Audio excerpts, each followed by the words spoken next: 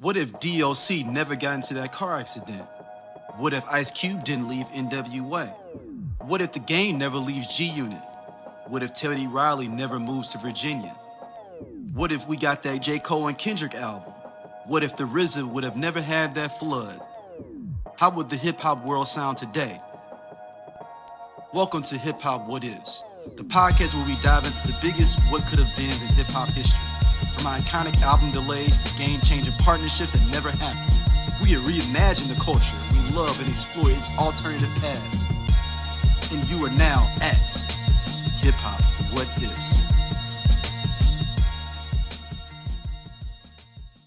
Get down where it was like, man, this ain't gonna work. Or, you know. That's why I call my thing the marathon, because I'm not gonna lie and portray this ultimate poise like I've had it figured out. Nah, I just didn't quit. That's the only distinguishing quality from me and probably whoever else going through this or went through this or is gonna go through this, is that I ain't quit. I went through every emotion. I went through every emotion with trying to pursue what I'm doing. You know what I mean? And I think that what gonna separate whoever's gonna try to go for something is that you ain't gonna quit. Unless, you know, you're gonna really take the stance if I'm gonna die behind what I'm getting at right now. I learned when I was younger, like, you can't put your expectation of me on me. I'm me, you feel me? And you're not gonna ever make me feel bad for it.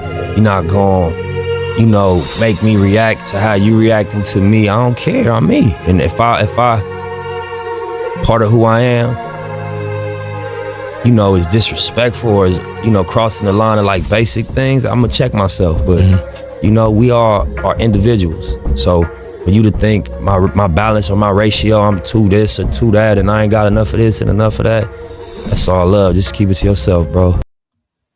All right, welcome back to Hip Hop What Ifs, the show where we talk about all the what ifs in hip hop history. Kyle, how are you doing, man? Before we introduce our illustrious guest. Oh man, I'm chilling, man. Glad to be back in the building. Well, we took a couple weeks off. Yeah. But yeah, glad to be back. We had to do this one. This is a special one, so we took a couple weeks off for a reason. and plus, it's my birthday, so I had to Hey, because normally, listen, if I could have, I would have been in LA for my birthday. But it's all good. It was good. It was a good birthday. All right, let's get into it. Y'all see the title, y'all clicked on it, y'all got here, or you pulled in. We're doing What If Nipsey Hussle Did Not Pass Away Unceremoniously. And we got a special guest. I saw this brother on 12 Kyle's podcast with another guest that we had on our show, Baylor, as well.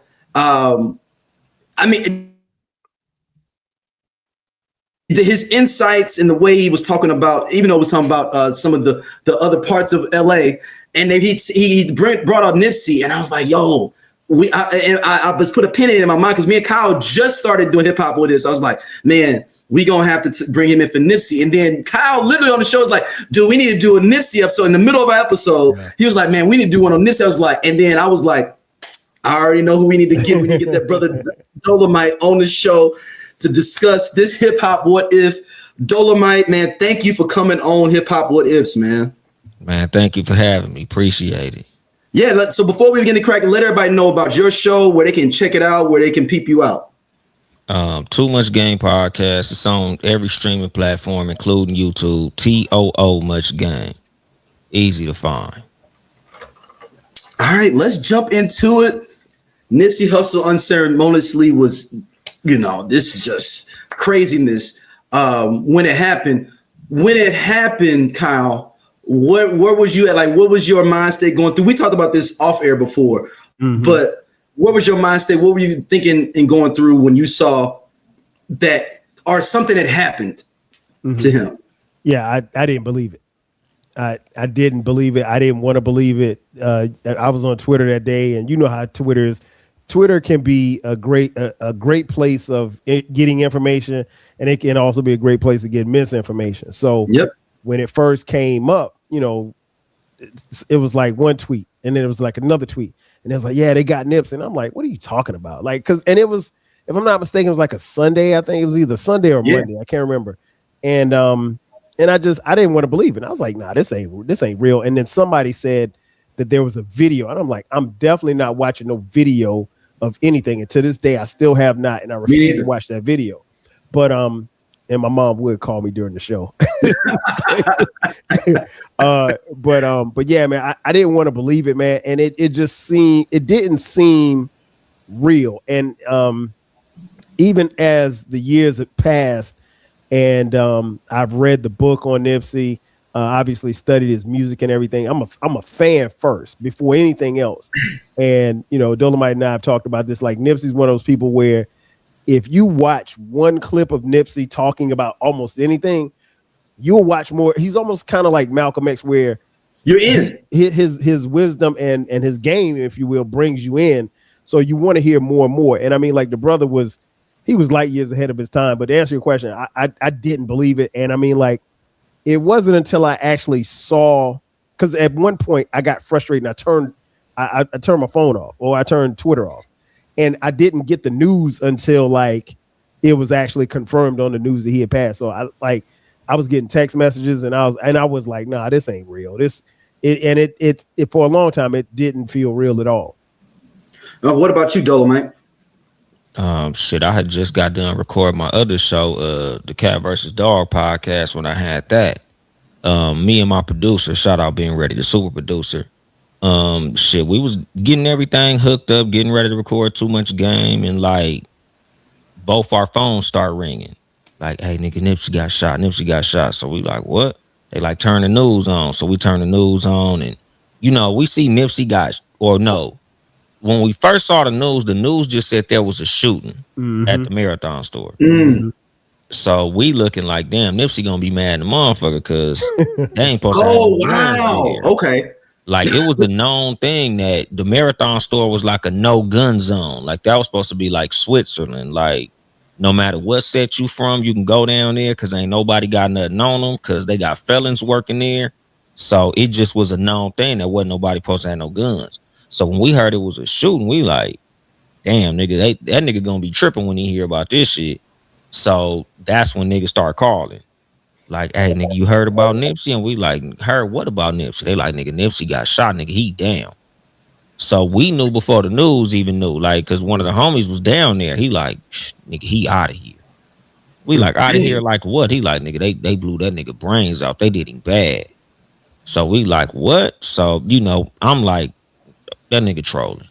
But we know the nigga don't play like that. So in my head, I'm like, I hope it was somebody else. I hope it just was a nigga that looked like Nipsey. Like, it's a whole lot of Eritreans and, East Africans down there. So we like, hopefully it's just a nigga that look like Nipsey that they think is Nipsey. But at the same time, like, he ain't no nigga that look like a bunch of different people. Yeah, so, sure enough, when the news confirmed it, because like I said, we were setting up to do too. I canceled that episode. I'm like, nah. On top of it being insensitive, I knew me and the homie, we wasn't finna get through it because we end up spending the rest of the day crying. That's tough. Damn. Yeah, that's Dude, tough. I was literally coming back from London.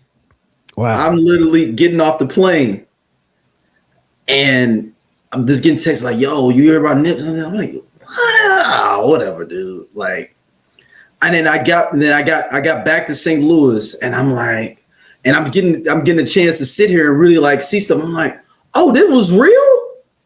Mm-hmm. This a real thing? I was like, oh man, this one hurt. This is one of those like, and in our last episode we talked about Big L. I think this hurt more than Big L, even though Big L was a great MC as well. But for me, it was more of an attachment to him as an MC and who he was than Big L was.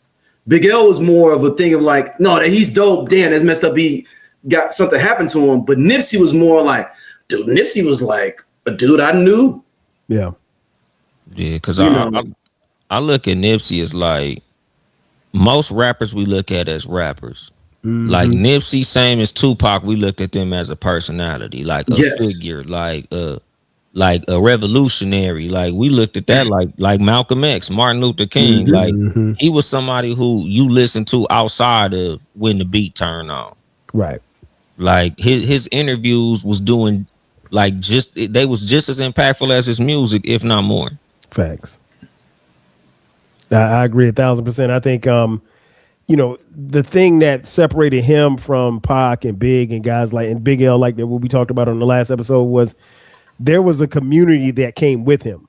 So it was more than just a rapper. And to me, like the thing that it took me a minute to kind of wrap my head around was that, and I don't want to sound insensitive, but y'all will feel where I'm coming from.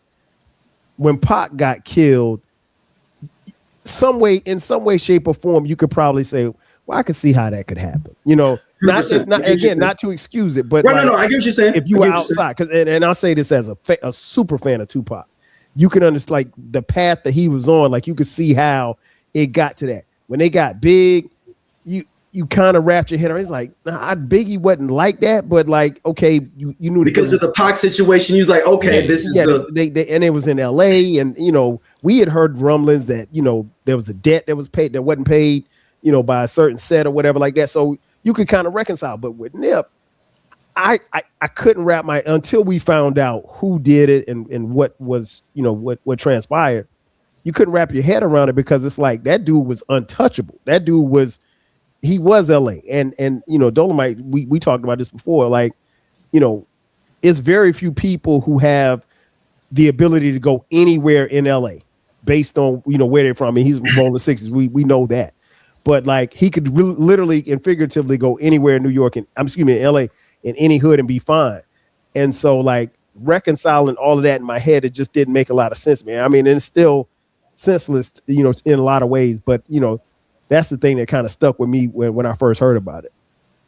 So for you, Dolemite, like, so you being on the soil of LA with that, like, what was the feeling of people and the thought process of people being like what was the initial thoughts of people of like, was it confusion of like, we don't even understand what's going on with, like, how does it even happen or what? Yeah, cause like the day that shit happened, like, you can literally hear a mouse piss on cotton. Wow. Like you go outside and it was just silence. Like even people who you didn't even think was like hip hop fans, like old Mexican ladies would be like walk around like, it is so sad. Like everybody was like, what the fuck? And then like, initially, like especially us in gang culture, like somebody gonna have to go for this. Mm-hmm. Like just straight up, like this ain't gonna go unanswered no matter who it was, so like it was just, like all the stages of grief, and it was the whole city, like, because again, like he was a home dude, like he wasn't nobody who was inaccessible. Like you can go to everybody who I know got a picture with Nipsey.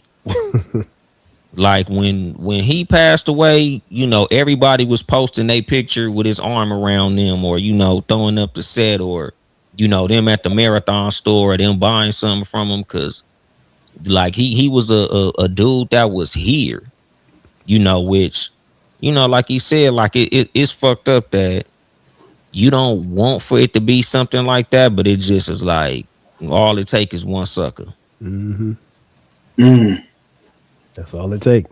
Yeah. So let's get into this hip hop what ifs portion of the idea of it.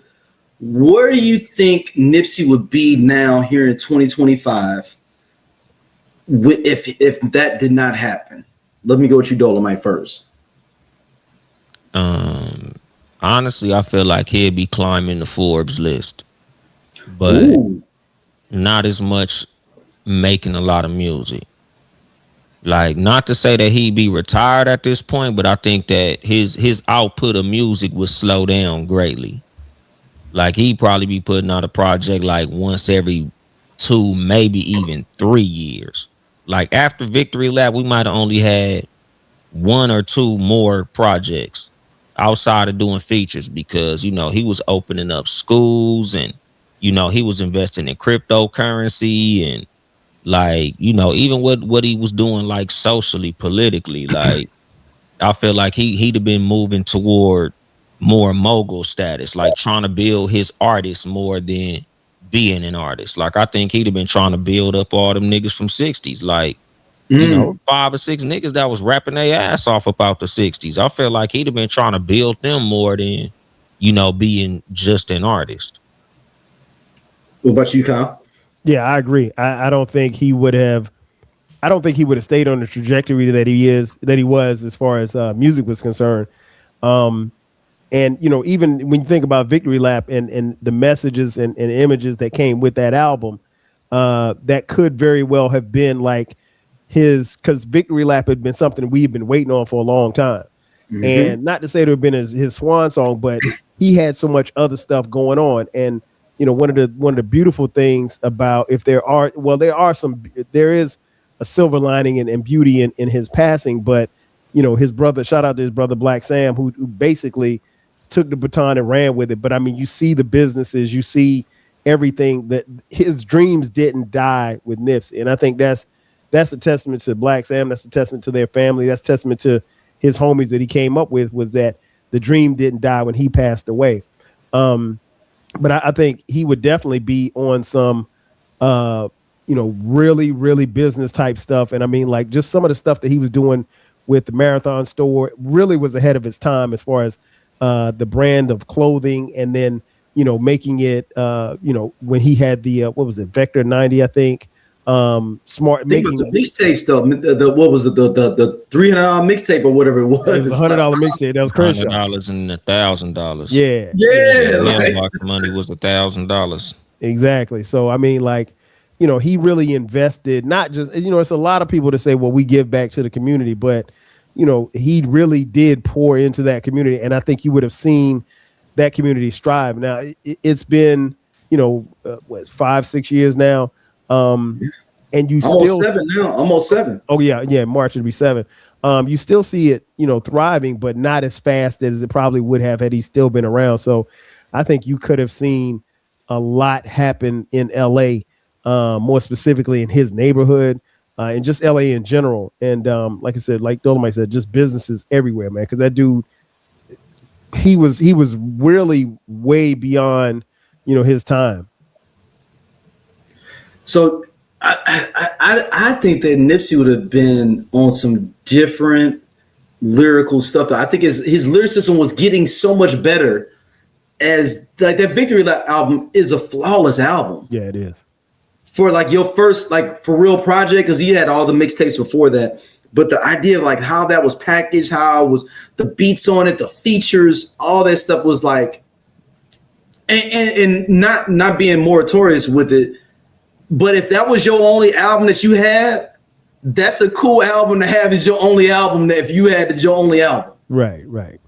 Like if you'd be like, that's my only joint. You had a perfect joint. And you know what? That album, I always say the album is flawless. It's interesting, man. I'm gonna do an episode about this coming up on Spotify, Wrapped. But that album and Nipsey Hussle in particular is my most listened to artist last year. And he's been gone since 2019. Yeah, and he was number 1 on my most listened to, and the 2 albums was Crenshaw and Victory Lap. Oh snap! So I mean, like the music still lives on. So if I would have been good if he had lived and didn't give us any more music, because the music leading up to this point is incredible. Because here's the thing, people can. You can get caught up into gangbanging or whatever you want to talk about, but at the end of the day, he was a rapping ass rapper.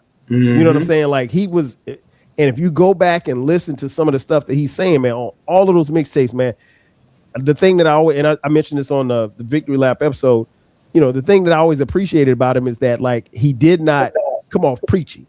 It was always a message. It was always game. And you don't get that a lot in music, particularly now. So Dolemite, so for LA, how do you think LA's hip hop culture, or even just the general culture of LA, would be different if Nipsey did not pass?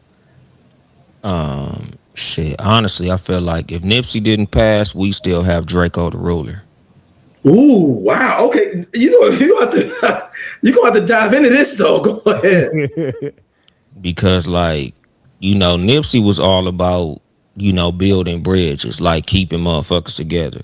Like Draco and YG, had a beef that was like unreconcilable.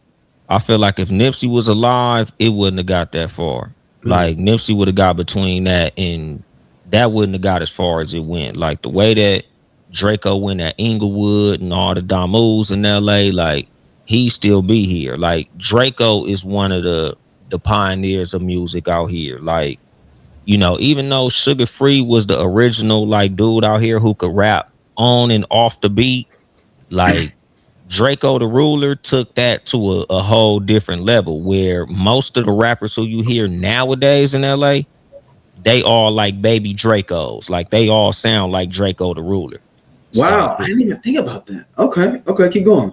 yeah, so if Nipsey was still alive, I feel like the beast that Draco got into, it wouldn't have got that far because I feel like Nipsey probably would have stepped in on some like, hey, little bro, like, let me holler at you.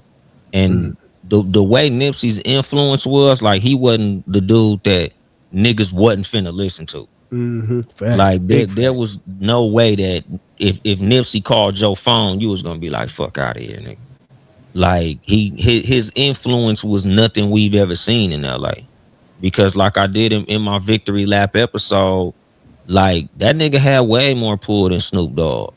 Facts. Like, you know, Snoop is the biggest star out of LA, but there was nobody nowhere close to as influential in LA as Nipsey was. Like on the street level and beyond. Like, you know, Snoop a big star and we respect what he do, but like we don't look at him as this, meaning like gang culture. Like you say Crip in your raps and that's cool, but we don't look at Snoop like that. Like Nipsey, we look at Nipsey as like, oh no, he definitely one of us. You look at Snoop as the Corona commercial. Yeah, exactly. Like we look at Snoop as a mascot. Like we look at Snoop as like that's the nigga that y'all look at as nigga. We just look at him as a nigga out here that rap. You know, like he cool and shit. Like because the thing about Snoop is he's accessible as well. Like I know a bunch of niggas who work with Snoop, but at the same time, like we don't look at Snoop as a nigga who like if it's something really going on out here, he could step in and stop it. Right. Like we don't look at him like that. But Nipsey, like Nipsey can go. Like I knew niggas from A-Tray Gangster, which is like they real mortal on site enemy. And when he passed away, even them niggas was like, damn, that's fucked up. That's crazy. Yeah, like Dang. Your own rival says like Yeah. I mean, that's it. That tells you all you need to know about what they felt about him. yeah, that's why like you seen so many of them at the Marathon store when you know when the Victory Lab happened. Like it was all type of niggas from A-Tray over there. Like, you know, they was some of the first niggas that was doing the peace walk. Like Lil Sody, rest in peace. Like Lil Sody was the first nigga who ever directly dissed Nipsey. You know, and them niggas, even they got cool because even he was like, I can't do nothing but respect this nigga. Like, you know, he dissed him because at the time that he dissed him, this is when Nipsey was still doing the Bullets series. So like this when Nipsey was still on the grind, passing out mixtapes. So didn't nobody even look at Sody crazy for it because it's like, of course you're gonna diss him, nigga. Y'all niggas don't get along. Right. yeah. But you know, like Right. later on, it was like a mutual respect. Like, nigga, we both really from where we from. So, you know, when everything was said and done, like, you know, Sody reached out like, come on, my nigga. Like, we did this is much bigger than that. You know, like Nipsey transcended gangbanging. You know, I got a question I want to ask just on that point right there. Yeah. I noticed earlier in his mixtape series, particularly as I've been able to go back over these years, you know, make no mistake, you knew where he was from. He told you he was from 60s, but you found as he got closer and closer to Victory Lap, it seemed like the references to 60s or gangbanging in it just all together kind of, I'm not gonna say went away, but he didn't focus on it as much or even talk about it as much. Why do you think that is, Dolemite? Because after a certain age and stage in your life, you get past it. Okay. Like, you know, like I tell niggas that like that's not from out here, like a lot of us don't get put off. A lot of us just walk off. Like, we don't have to get jumped out the gang. Like, it ain't like it's some dishonorable discharge. Like, nigga, all it takes is for you to get a good job. Yeah, because the thing is, like, the only way you really get put off is if you a bitch. Like, you do something like funky or foul. It's like, we don't want you representing us in no way, shape, form, or fashion. So we gonna fuck you up, and don't never say the hood name. Like, but outside of that, like Nipsey, he reached a stage in his life where it's like, you know, like he said in the song Love, I'm a gangbang graduate, pioneered the transition from this crippin' wasn't easy, nigga, but I mastered it. Which is basically him saying, like, I'm not a gang banger no more. Like, I'm a gang member. I'm always gonna be from 6-0. Like, I'm always gonna represent my neighborhood. Like, y'all niggas see the blue rags all through my house. Like, I'm always gonna be from where I'm from. But at the end of the day, like, I don't have to be a foot soldier no more. Like, nigga, I've graduated. Nigga, I'm a general now. Like, I don't have to prove nothing. I've proven it all. So at this point, you know, I'm on millionaire time. Like, I'm on mogul time. I'm on boss time. Like, that was that. The Bullet series, that was gangbanger Nipsey. Yeah. Marathon and anything after that, nigga, this is boss Nipsey. So, you know, he just intellectually transcended it. He was beyond it. No doubt. Dang, that's ill though. I mean, if you and this is gonna be actually at this point, Kyle, we're just gonna be interviewing Dolemite at this point. I'm just like, Dolemite, I'm letting you know. Well, you gotta remember, I talk to this dude every week, so I mean, like, yeah, I'm just saying, I got this random question, so I'm just gonna put them out there and whatnot, though. So man, listen, we'll get on the phone and talk. Dolemite, we probably Like it's rare for us to 6-7 talk less than an hour and a half. Yeah. We always on the phone for about at least an hour and a half, at least. So Dolemite, so when you think about the culture of LA and where it is now, do you think that the culture of LA take a step back because of Nipsey being gone, or do you think it just kind of stood in the same place, like it stopped when Nipsey passed? Like, it's kind of like a layered situation, because it's a lot of what was going on that stopped because of what happened to Nipsey. But I feel like at the same time, if he was alive, it would have stopped still. Like, a whole lot of people that was beefing when Nipsey passed away, it was like, nah, nigga, we ain't got time for this shit right now. But like, if Nipsey was alive, we'd have still been like, we ain't got time for this shit right now. Cause Nipsey, you know, he was doing a lot just to get niggas who didn't get along to get along. Right. Like, he was doing a whole lot to just have a whole lot of shit that was like tense, calm down. Cause he wanted for it to be like, nigga, all y'all niggas could come to the Marathon store. Like, nigga, whoever want to make music with each other can make music with each other. Like, he wanted that shit to the point where LA would be unified.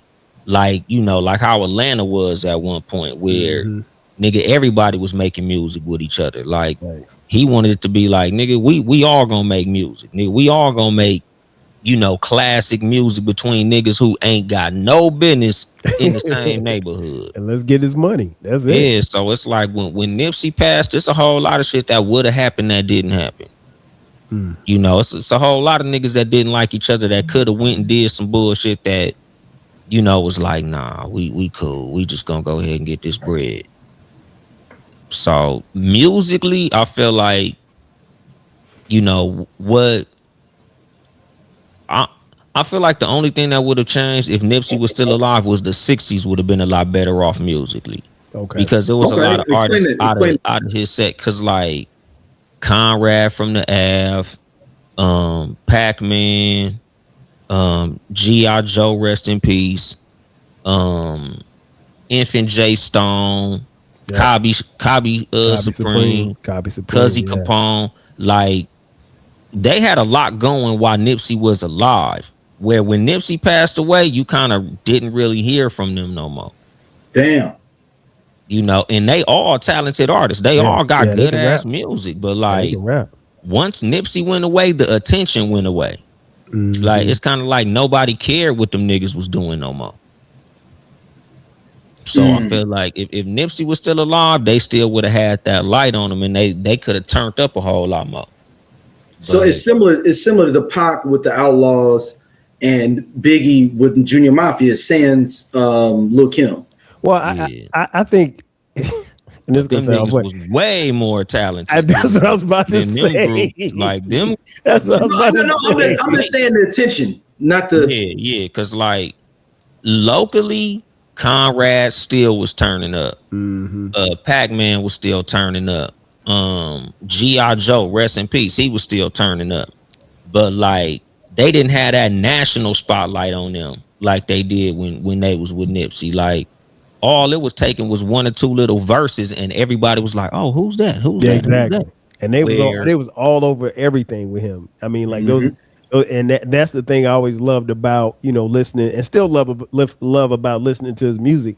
And even to piggyback off what you said, Dolemite, the thing that I think people don't understand or really grasp is that Nipsey was. The I Only Listen to 90s Music podcast is a show for 80s babies who were 90s kids. If you were a No Limit soldier, then this is your show. If you believe that Cash Money is not an army but was a Navy, this is the show for you. If you and your friends ever tried to sing a song written by Escape, In Vogue, Shy, or Boyz II Men at a talent show during middle school, this is your show. The I Only Listen to 90s Music podcast is a bunch of 80s babies talking about all the songs and things that we loved when we were kids and teenagers. So if you went to the skating rink and you were at a lock-in, this is the show for you. If you think that Tevin Campbell was the original Prince of R&B, this is the show for you. If you don't understand the conflict between Monica and Brandy, but you're kind of on Monica's side and understand why Brandy got punched,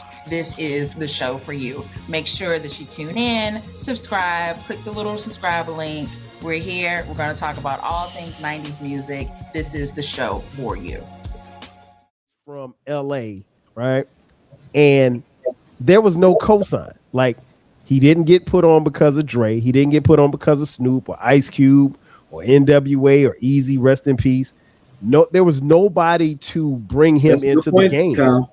I mean, like, listen, nobody ever talks about that, and you don't understand how difficult that is, particularly at that particular time. Because now, you could be a kid in South Central and make your own mixtape and put it on Spotify or put it on SoundCloud, and people listen to it. But to be hustling and say, you know what, I'm gonna stop hustling. Black Sam went to jail. Nipsey caught a case. The record deals that he had on the table were influxed, and to say, okay, I'm gonna stop doing this. I'm gonna stop gangbanging, stop hanging out in the hood. I'm gonna focus I'm gonna take the money that I got and put it into this equipment.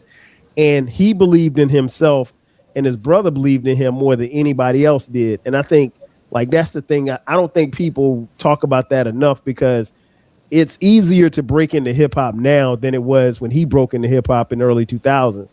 And like I said, no cosign.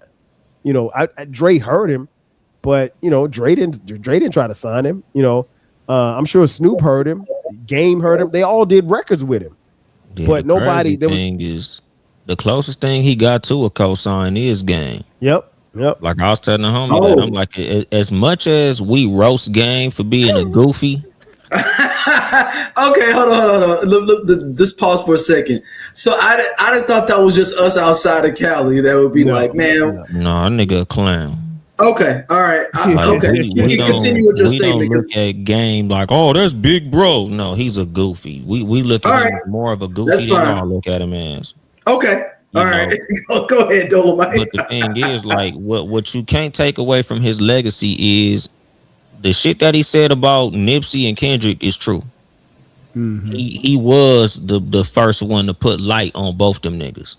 Like, we can't take that away from him. Like, as much as you can clown him for being a goofball, like, he literally put Nipsey and Kendrick on, because there was a time when there was nothing that came out this motherfucker that anybody cared about. Like, we was basically blackballed out of hip hop at that point. The Game was only one, right? Exactly. Yep. And with that light that he had, he did shine it on a lot of niggas out here. Like, we can't take that from him. Like, you know, as much as he coming off as being jealous of Kendrick now, like, he was the nigga that was bringing Kendrick on tour. Like, he was a nigga that was bringing Kendrick on radio stations to, you know, kick his little freestyles and do his thing. Like, Game did help a lot of niggas get on. Yeah, because he was on the Game's album. Which album was that? I'm looking it up now. And it was like when Kendrick was first bubbling, he had just dropped his album, but he was on there as well. I'm pulling it up now. And he shouted him out. It's the Red album. Oh, okay. Yeah. I think it was on LAX too. Yeah. But I mean, like he was, like I said, to do that and not have a cosign, as far as like, I mean Game cosign for him, but what I mean is like just being on somebody's label or being somebody's artist or whatever that. He didn't come through the ecosystem. No, most at all. LA niggas come through. At all. And that's crazy because like it's so much, and we Dolemite and I and Baylor talk about it all the time about how much talent is out there. And you know, at that particular time, like Dolemite said, it was really tough to break through. I don't know. And I guess because I was moving around outside, I didn't really, you didn't really pay attention to it. But like my wheelhouse as far as hip hop was concerned, when it came to West Coast, LA more specific, was the 90s. You know, that's when like all of this, everything that came out, we was rocking. And then there was a time there it got real quiet out there. And it wasn't that they didn't have talent, because we always knew the talent was there. But, to have somebody like Nipsey bubbling like that and literally and figuratively came out of nowhere. And like I said, I don't think people talk about that enough, man, because that dude was special. And you don't get that kind of talent and that kind of drive and everything that comes with it without being somebody and being, like you just know that person's a star. It's interesting y'all say that. So with the West Coast as a whole, are y'all both, and even more Dolemite to you with this, does the West Coast hip hop scene period take a couple of steps back or to be able to take over and do their thing because of Nipsey's passing? No, because the thing is, like, at the point that Nipsey passed away, he had the light. Right. So it's like it was a vacuum until Kendrick came and did what he did. Like we was, the thing about LA is we don't make music for the rest of the country. We make music for us. Y'all do. Y'all like the Bay.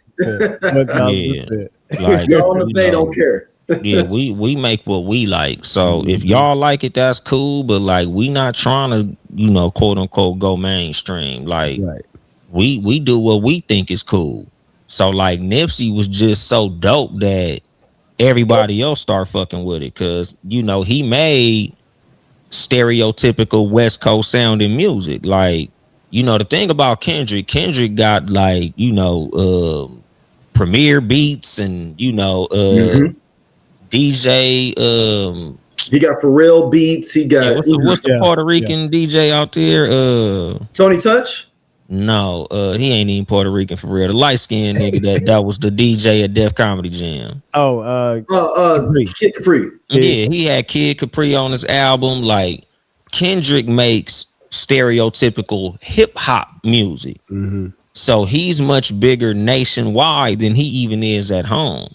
You'll never really hear niggas in LA like, man, put that Kendrick on. Like, nigga, we'll ride for Kendrick. We'll beat you up behind Kendrick. But like, we not really listening to Kendrick like that. Like, he's not nothing that LA niggas is really bumping like that. Like, the hip hop niggas listen to Kendrick, but like, he not no artist that niggas in LA listening to. Like, you wouldn't hear niggas riding up the street listening to no Kendrick. Like, we was listening to Nipsey because Nipsey sound like LA. Kendrick is just a dope ass rapper. So, we gonna bang for ours because he from here. But like, that nigga he not the music that niggas out here listen to like that. And it's funny. Dolemite and I talked about this before, D. When you talk about Kendrick, it's like, and you talk about LA more specifically. LA, you can go to any different neighborhood or whatever like that, and there may be neighborhoods that clash, and we saw this at the Pop Out. Neighborhoods that ain't got no business even looking at each other was at that Pop Out but they were together, unified for Kendrick, and that's what we saw because, it was about the disrespect, and we talk about it quite a bit. There was a disrespect in music coming from Drake and his camp, and all of these New York, East Coast, all these other people who basically shitted on the music, and I mean, I'm not going to rehash the Kendrick Drake beef, but I don't put on the East Coast. That's just random people, though. I mean, we can shoot the East Coast into the time.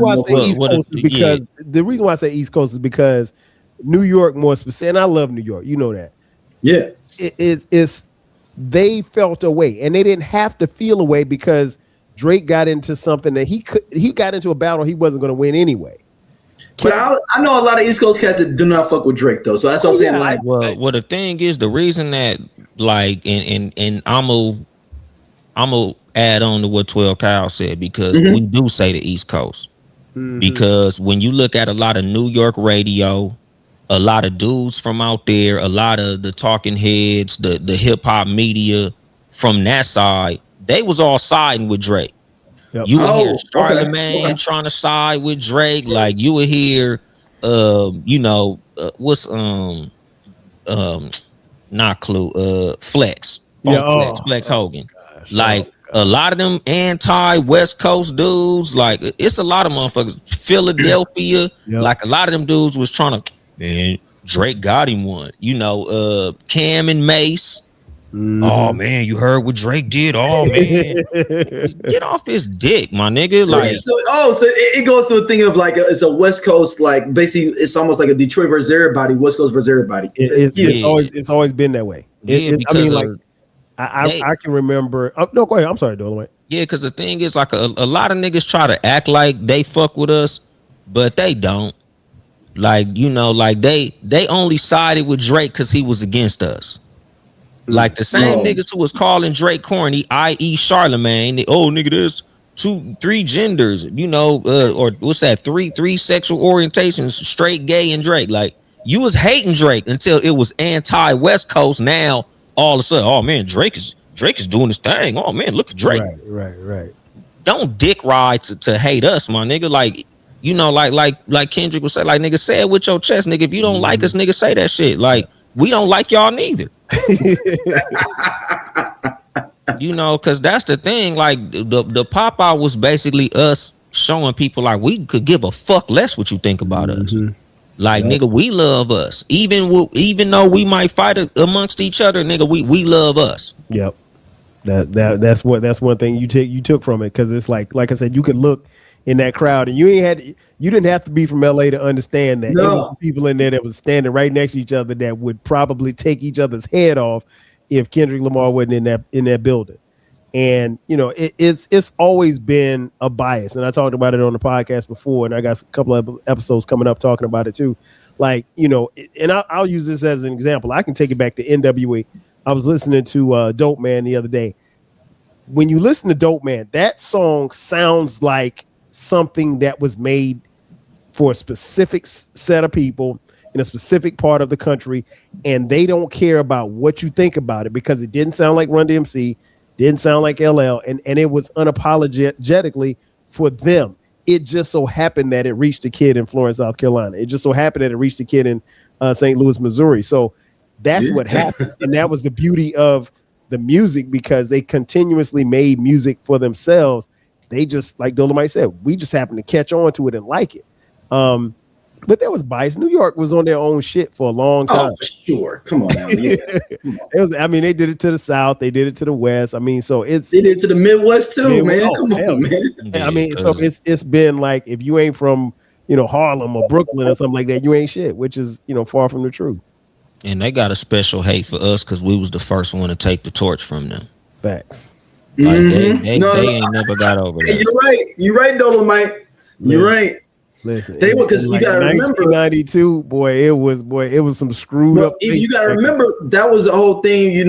We've talked about Diddy, but Diddy was looking for a sound to be able to take that back of like, yo, they doing this G-Funk shit, they doing this.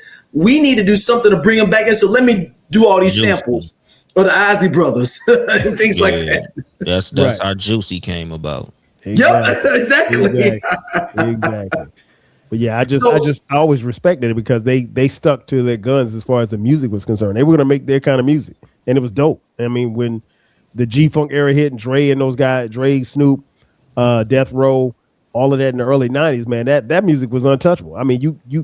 If you didn't like it, I just could only assume that you were a hater. That's it. 100%. Come on, man. The Chronic, and Doggy Style. That's why, like, we take such a gangbang approach to how we feel about like the culture of hip hop, because it's like it's literally like, nigga, fuck y'all. You know, because I remember, like I was telling the homie, like I watched a compilation of Nori's podcast, Drink Champs, and they was saying NWA or Wu-Tang Clan, and I was like, this is why I never liked Snoop. You know, like, because when they asked that question and them niggas was like, oh, let me just take a shot. Take a shot. Nah, you supposed to say, well, you supposed to say because everybody east of the Mississippi was like Wu-Tang, Wu-Tang, Wu-Tang, Wu-Tang. Like, them niggas wasn't even thinking about west of the Mississippi. Yeah, or east of the Mississippi. No, I'm talking about west of Mississippi. We was on some different, I'm saying west. Some bitch shit. Yeah, like, oh man. Yeah, Snoop, and then, like I said, for that. Yeah, the way I'm like, nigga, it wouldn't be no you without NWA. Nigga, you should have been like, nigga, fuck the RZA, the Jizza, you got fuck all them niggas. Like, that we shit fuck with the shouldn't Wu on this podcast. No, I'm saying no. What I'm saying is, I love Wu-Tang like everybody else. Like, you know, nigga, like ODB, one of my favorite artists. Like, I love ODB. You know, but again, like, for a nigga to ask, like, your parents or, you know, your favorite third grade teacher, like, I wouldn't give a fuck about that motherfucker. Like, nigga, this my mom and my daddy. Exactly. Like, nigga, we wouldn't know you without NWA, my nigga. Like, you only 1 degree of separation from NWA, nigga. So of all people, nigga, that shit shouldn't even have been like, when they asked ASAP Rocky damn near said, who the fuck is NWA?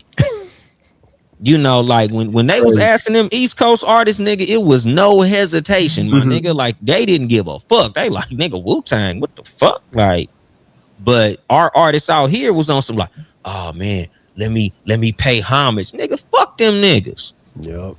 You know, because at the end of the day, like, that's just how we are out here, because it's like to get looked at like everything you do ain't shit. Like, you grow a resentment for motherfuckers like that. Like, you know, I remember my first time going to New York. Like, I made sure everything that I wore had some form of LA shit on it. Like, all I wore was Compton hats and Compton sweatshirts, and like, nigga, let me let you motherfuckers know, like, nigga, I'm from here. So however you feel about it, nigga, feel that. Cause nigga, I'm from LA, period. Like, nigga, I ain't here to pay homage, nigga. I'm here to let you niggas know I'm here. Right. So, question for you, Dolemite, when you was saying that, do you think that because there's more connection to the South and the Midwest, because there's so many people from LA that came from Midwest and the South out to to LA? Well, the thing is, like, you know, it's like with anything, like, you gonna fuck with who fuck with you. Facts. Like, we ain't never had no tension with nobody from down south. Like, they show love, they support our shit. Same with the Midwest. Like, nigga, we thought MC Breed was from LA. And some of us in the Midwest did too for a second. Right. You know, so that's the thing. Like, we like, well, shit, nigga, we ain't got no problem with them niggas out there. Like, you know, it's gangs in all these places. Like, you know, the song Summer Vacation was about them niggas going to St. Louis. Yeah. Just like Compton. Exactly. So that's what I'm saying. Like, we ain't never had no issue with nobody but them niggas, because ain't nobody jumped out they fucking skin to say nothing fucked up about us except them. Right. Like, they literally go out their way to just make it seem like what we doing is just some bullshit. So it's like, nigga, fuck y'all, nigga. Like, we don't look at it like, oh man, we gotta pay respect to the Mecca. Nigga, eat a dick, nigga. Like, we not out here trying to sound like y'all. It's the elitism of it. Yeah. So it's like, you know, like I said, like, it's a lot of our artists that we look at like they weak, because they trying to like, oh well, you know, we gotta pay homage to the forefathers. Man, fuck them niggas. Because if you had something fucked up to say about me, fuck you. Period. Like, nigga, y'all cool and shit, but like, Right. nah, we not doing that. I'm not finna extend a olive branch to somebody who keep taking every opportunity to slap me upside my head. And that's been the East Coast poison dart, as they would say. Oh yeah, for sure. And you know what? If you being a Southerner, I know you know. Oh, of course.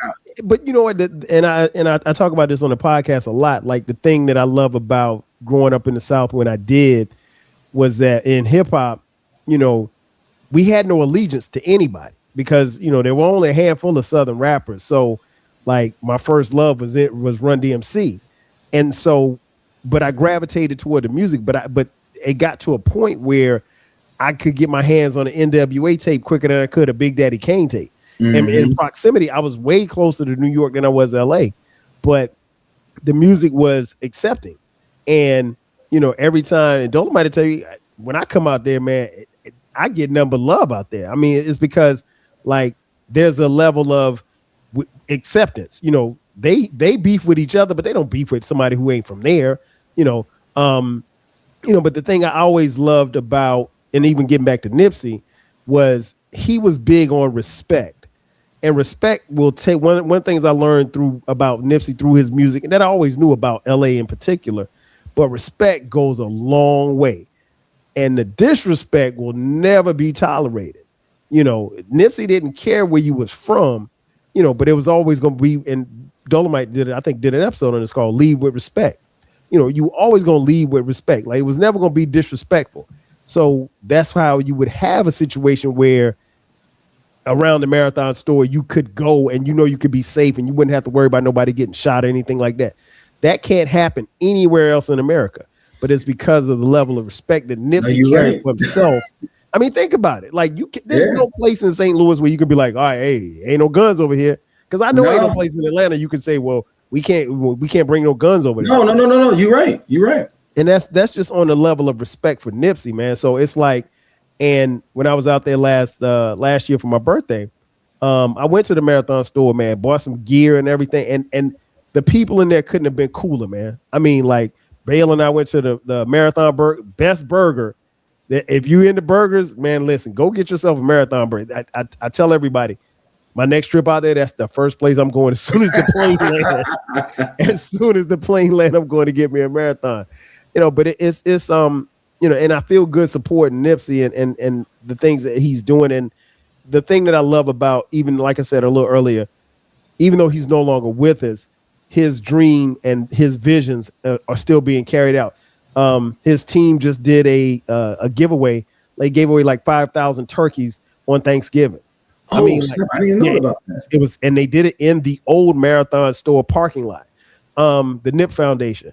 I mean, so stuff like that. I mean, like, man, and any and everybody was welcome. And you saw white people out there, Mexicans, everybody. So it's like, you know, his dream is not dying. It's still living on. You know, much like Dolemite, I thought that, you know, his homies could rap, and I would like to see those guys continue to rap. You see little things here and there, but, you know, other than that, man, it's you know, to quote him, you know, the marathon is still continuing. So Dolemite, so as we look at the landscape of LA hip hop going towards the future, not having Nipsey, where do you see it going now? You listen to some other artists, some of the artists that were up under him, but where do you see hip hop in LA going in the future? Honestly, like, I feel like it's doing what it's been doing. Like, you know, when the pop out happened, that was kind of like Kendrick saying, we got a lot of niggas out here working. Mm-hmm. Like, you know, like Rimble is a dude who out here like turning up. Like, we got a whole lot of artists that's doing their thing. Like, even like AZ Chike, you know, my homeboy Geechee Gotti. Like, it's a lot of artists out here that's doing their thing. But again, like, we don't mind being local because we support ours. You know, because even with like the dudes up north, like, you know, of course E40, but even like La Russell and dudes like that. Yeah, I like him. Like, might not be super big nationally, But because the support is so much out here, niggas is cool just being like, well, shit, nigga, I'm just big out here. Like Sugar Free been doing this shit 30 years out here. That's Like, a guy. and it's still niggas out that way don't know who this nigga is. But he big out here and he cool with that. Like, And it made a living like that. exactly. That nigga live in Portland right now. Like that nigga be in his backyard fishing, you know, watering his little collard greens and shit. Like, I'm trying to picture Sugar Free in Portland, man. That's also me too. that he like living near water. You know, that nigga got him a little lake house, or he be in his backyard fishing and, you know, watering his mama collard greens all the time. Like, Hey D, if you ever get a chance, Dolemite had Sugar Free on this episode. He was in Dolemite's house. Oh, I'm doing this. When I tell you that is the funniest episode. What you remember what number it was? Episode 200. 200. Yeah. Hold on, I'm writing this down now. 200 on the dot. That joint was hilarious. I wrote it down just now. Yeah, I meant to hit him up because I got episode 300 coming up. And you like, let's run it back. Yeah, exactly. I should have hit his ass up earlier because he a hard nigga to get in touch with. Like, he one of them niggas that don't answer his phone on purpose and shit. Then they call you back like 3-4 days later and 5 in the morning and shit. Like, what's up, P? Like, nigga, I forgot what I wanted. Yo, that sound just like him, man. Shout out to the nigga. He eccentric, but like he cool as a motherfucker. Like, I can tell. You know, he always show love. Like, he reposts my shit and all that. Like, he cool as fuck. But like, that's love though. Oh yeah, that's love.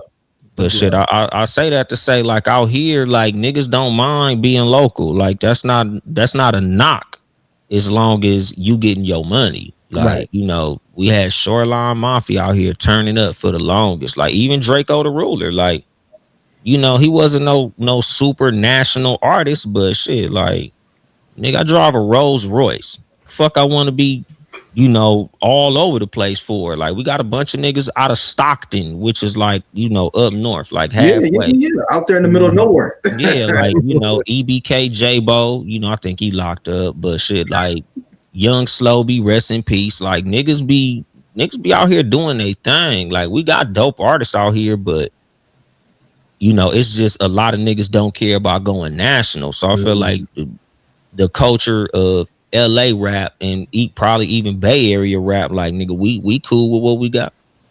Right. Yeah, it's interesting that you say that because, and somebody may jump in the comments when we put it up. I feel like the Bay, LA, Houston, Detroit have their own things that don't need to go national. Yeah, I can see that. Even Atlanta, I would say Atlanta, but I feel like Atlanta is now based like in New York, where if you ain't national, you ain't nothing in Atlanta either, if that makes sense. Yeah, it's kind of hard to get on now because the music, the landscape here has changed so much. When I first got here in '97, Chicago too, with drill music, Chicago too. It was just like that. It was hard to get on. You had to know Jermaine Dupri, or you had to know fucking Dallas Austin or somebody like that. So, or you know, Outkast or Goody Mob or somebody like that, Organized Noise.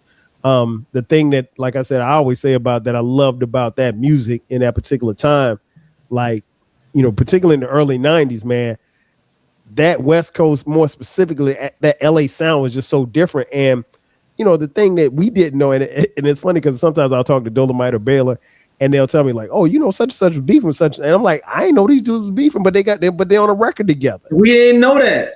I didn't know he dissed him on that song, you know, but it's jamming. So that level of music, and you know, say what you want about Suge, you know, he had his, I guess, good and bad, but you know, Death Row was a movement. And they can't, no matter how you want to rewrite history, you can't rewrite it without, you know, Suge and Death Row and Snoop and Ice Cube and everybody that contributed to that sound and where, you know, to breed a Nipsey or to breed a Kendrick. And I don't think that gets talked about enough. Now, you know, King Jern calls me what do you call me, 12 California, but it's just listen, I love music, man. I just came up on that music, and it just so happened that we were able to get our hands on I remember we got the 783 tape. You probably never heard of 783. But I was in like middle school, and it was just dope. It was just like that was the beauty about growing up in that particular era, because you didn't have to have a favorite this or a favorite that. We just fucked with good music. That was it. And a lot of it was popping out west. Yeah, because it being a Midwest cat, man, like we got everything, man. Right. Like I mean, this way before Nelly and all those people were here in St. Louis. Man, we literally, you could literally be having somebody driving down the street listening to Dog Food, then the next person listening to Wu-Tang, the next person listening to Outkast, the next person listening to Crucial Conflict, and I'm talking about literally in back to back cars on the riverfront. Right. And it was always a thing like, man, like.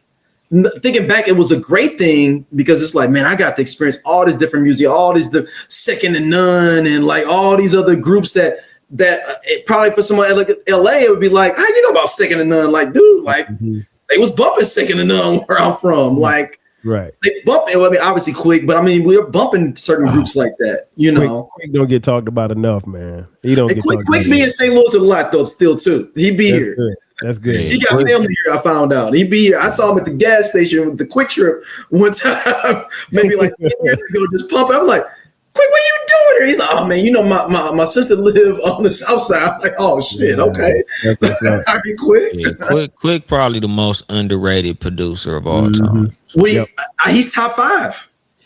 Hands down. A lot of people don't give him that. Like a lot of people, when they name they top 5, they gonna say Dre, Kanye, Pharrell, Timbaland, Premier, Dilla. Like they gonna name all these other dudes, and they not even gonna say Quick. Like unless you tapped in with West Coast music, a lot of dudes ain't even gonna say Quick. Yeah, no, but people don't hardly mention Daz. Songs that people know he produced though too. Like that are East Coast songs that you didn't even know that Quick produced though too.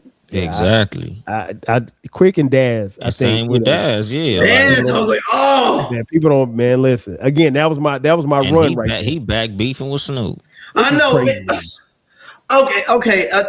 You don't, Dolemite. I don't understand. I mean, I get it on the surface. Can you explain this to me though? I mean, you know, on a general basis. Because again, like Snoop is a brand.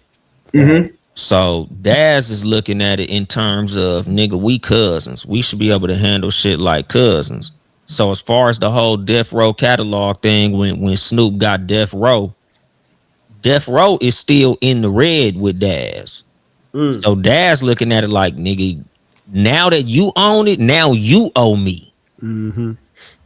You know, so Snoop looking at it like, nah, nigga, and he like, nah, nigga. You already knew what it was when you got with them. You knew it was dead. It was dead when you bought it. You know, so Snoop is trying to be like, oh no, like, you know, play the political game. And like I said, like Snoop is the master fence rider. So that's why a lot of people out here don't really, you know, like again, like we not finna say certain shit out loud because that's family business. But as far as like, nigga, we look at Snoop the way we look at him. Like we look at him as that cousin that all of y'all like, but we ain't gonna say why we don't really fuck with him like that. Like, right. You know, that's still cuzzo, but you know, we don't look at that nigga like everybody else because he ain't like us. You know, because Daz a real gangster. Like Daz really with all that bullshit. Like, you know, he gonna get his. You know, so he looking at it like, come on, cousin. You already know what it is. So, you know, people looking at Daz like he's some clout chaser and all that. Like, imagine a motherfucker owe you $40 million. It's business. You ain't gonna give a fuck what his name is or what the fuck he done in hip hop. Like, you know, that's the same as like how we talk about the shit that happened to Tupac. Like, nigga, the niggas who did what they didn't look at Tupac as a revolutionary. They looked at him as a nigga who jumped on the homie. Yeah. Right. You know, nigga, I'm in the casino doing my thing and you run up on me, dope fiend me, stomp me out with 20 niggas. Like, I'm not giving a fuck about dear mama, nigga. Like, I'm looking for retribution. Yeah, exactly. Like fuck all that. Quickly. You know, so it's like everybody looking at it like, nah, nigga, that's why, you know, Glasses Malone caught the flack that he did for the song Tupac Must Die. I thought that was ingenious though, low key. It was. You know, but the thing is, you know, a lot of people couldn't take they emotion out of it and look at what he was doing artistically. Right. But at the same time, you know, like I said, with the Snoop Dogg versus Dash thing, it's like, you know, two differences in opinion, where you can't look at it as family when it's millions of dollars involved. Like you don't think about, oh man, we made legendary music and we cousins. No, nigga, you owe me millions, homie. Yeah, millions with You an know, Millions. That's different. so that's what that is. It's millions of dollars involved. So that's what it is, because you know, Daz don't look at Snoop as Uncle Snoop. Daz look at it as my cousin doing some janky shit on me. Mhm. That's true. Exactly. Because everybody's perspective of someone is where they know him from or where they met him at. Exactly. Yeah, so a lot of people look at these niggas as like the figure that they are. When you know, like when I'm owed money or I've been crossed, I don't give a fuck about all that. Like, fuck the clout, nigga. Where my bread at? Like, nigga, we could play the clout game after I get paid. Especially be You know, cause 40 like million. shit, even you know, Dash sued Rockstar Games. Like, hold on, y'all niggas playing my song in your game. Run me. I don't You blame know, I like playing Grand Theft Auto too, nigga. But you know, imagine they playing your song and you ain't getting no checks. you. Hell no. You know, so that's the thing. Like, you know, that's just like a thing out here in general. Like the mentality of niggas out here is like, we don't give a fuck about all that shit. Like we not fans of nobody. Like, give me. So, you know, like So I said, where does that come from, Dolemite? Where does that come from, that mentality in LA or LA artists and LA people of that mentality you just said? gang culture. Like because we've been put in a position of being tribal. Like, is all we care about is our tribe. Like, nigga, all I care about is these niggas that's within these 4 major streets that I live in. So like, I don't give a fuck where you from. I'm from here. I'm not impressed by where you from. I'm from here. Like, nigga, we bang this. Period. There's nothing above this. You know, just like how we are on our respect. Like, nigga, you gonna respect me. I don't give a fuck if you a rapper, a singer, a actor, a politician. Nigga, I don't give a fuck. Nigga, this crip.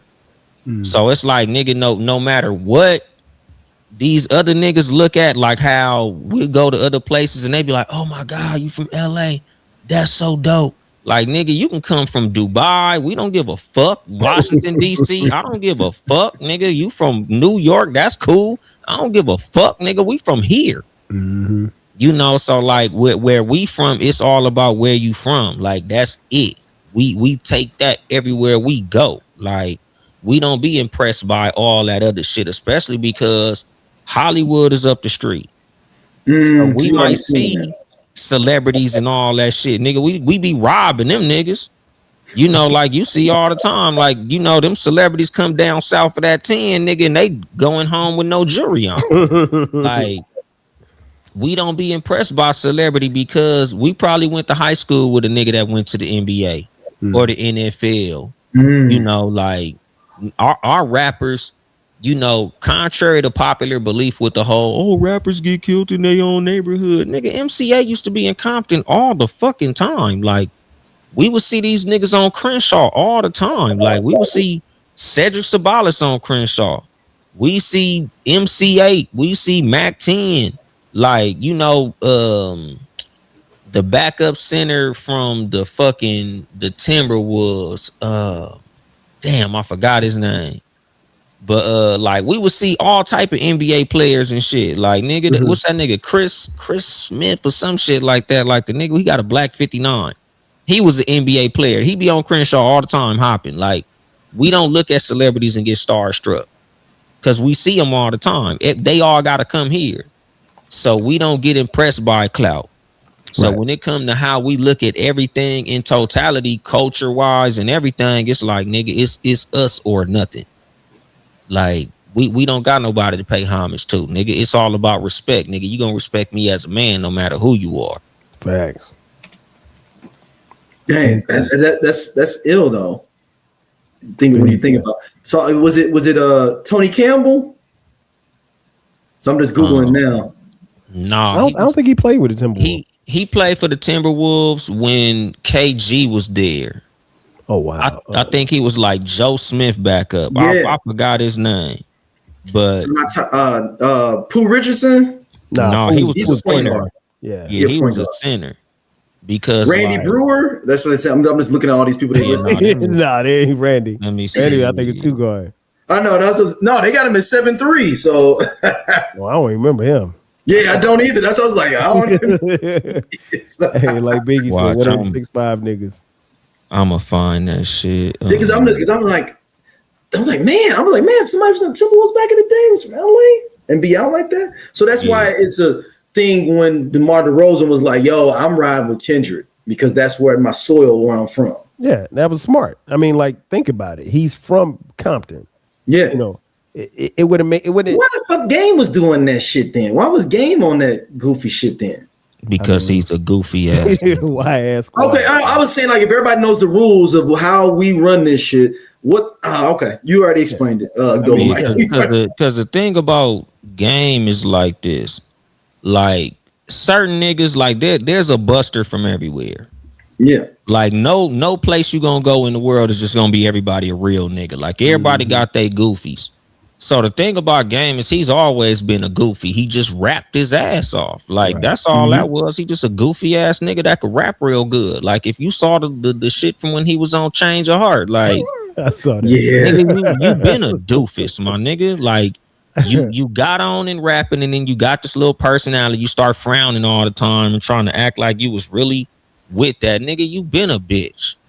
Like nigga, you never was that. Nigga, that's a rap image. Nigga, that's not who you are. Like niggas been start wearing khaki suits in the fucking 80s. Like you know, so when you see like him and YG wearing khaki suits all the time and like the high socks with the cut off cap, nigga, that's a costume. None of us dress like that. Like y'all niggas is trying to sell the image to the country, nigga, but y'all niggas nerds. You know, so the thing is with a nigga like Game, like he been a clout chaser. Like he's always wanted to be in hip hop. You know, like remember when you know, niggas didn't want to do Fuck the Police with him and he was all crying like, oh, I remember bitch ass nigga, make the song by your fucking self then. There you go. You know, because anybody else would have just made the song, and then if you turned it down, we was gonna diss you on that motherfucker. Like if he was a real LA nigga, he would have that shit would have been a diss song. Fuck the police and all you niggas who didn't want to get on the fucking song. Right. Since y'all niggas is bitches, like you know, like calling out names by corrupt. Like that's shit. I love that joint. Yeah, man. That's another West Coast spitter, boy. Corrupt. Look, that calling out names. I remember I was a freshman in college, man. And we found that joint, and we like, oh, he got everybody on. He just let it all air out. Hey, like he wasn't playing. Yeah, he was not playing. Cause that's our energy. Like nigga, we like nigga. If you ain't with us, it's fuck you.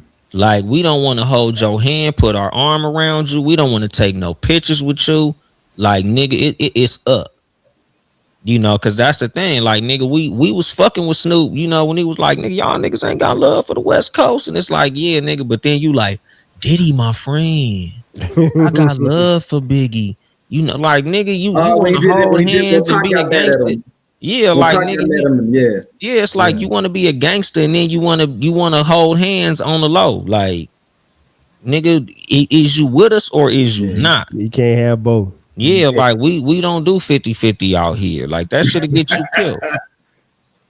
You know, so that's the thing. Like I said, that's the reason we kind of look at Snoop like, yeah, he cool. You know, yeah, that's Uncle Snoop. Like you said, he's a brand. At this point, like you know, shout out to it, but niggas, nah. You know, you ain't this. Right. With Dolemite, let everybody know where can they hit you up on socials, podcasts, all that stuff, man. Uncle Dolemite, Uncle Dolemite, all before you go, how'd you come up with the name, your name? I didn't come up with it, it was given to me.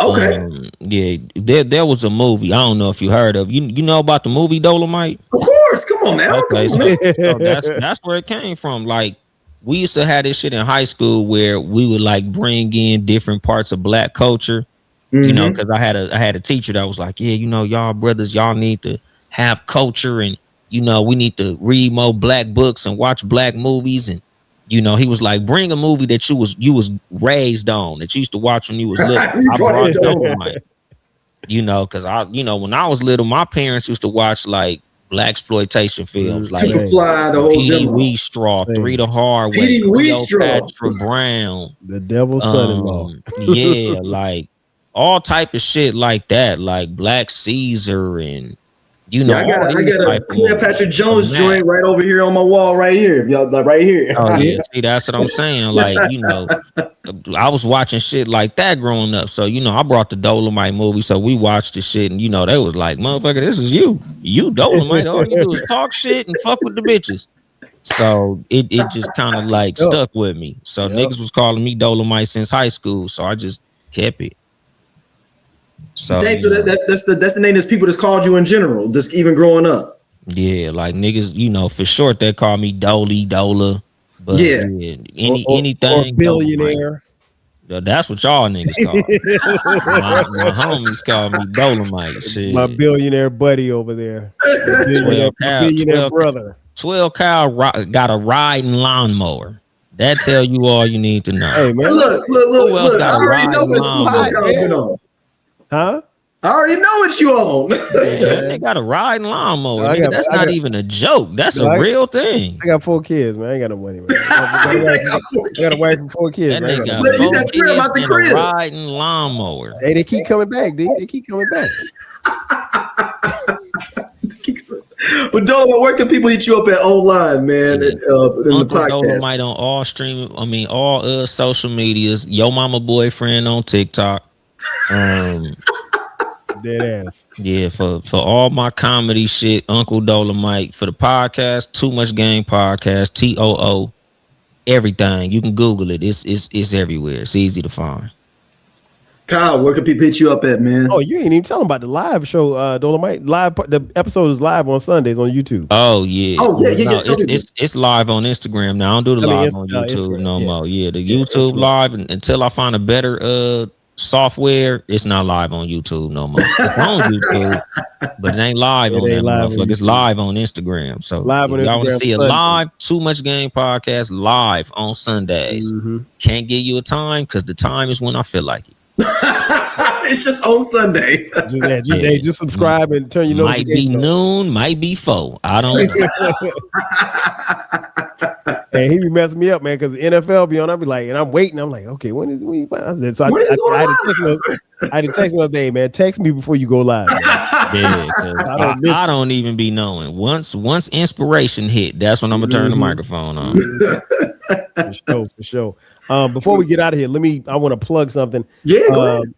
It's there's a book called The Marathon Don't Stop: The Life and Times of Nipsey Hussle by Rob Kenner. Y'all check that book out. If you can't go buy the book, you can go find it on it's on Spotify audiobooks.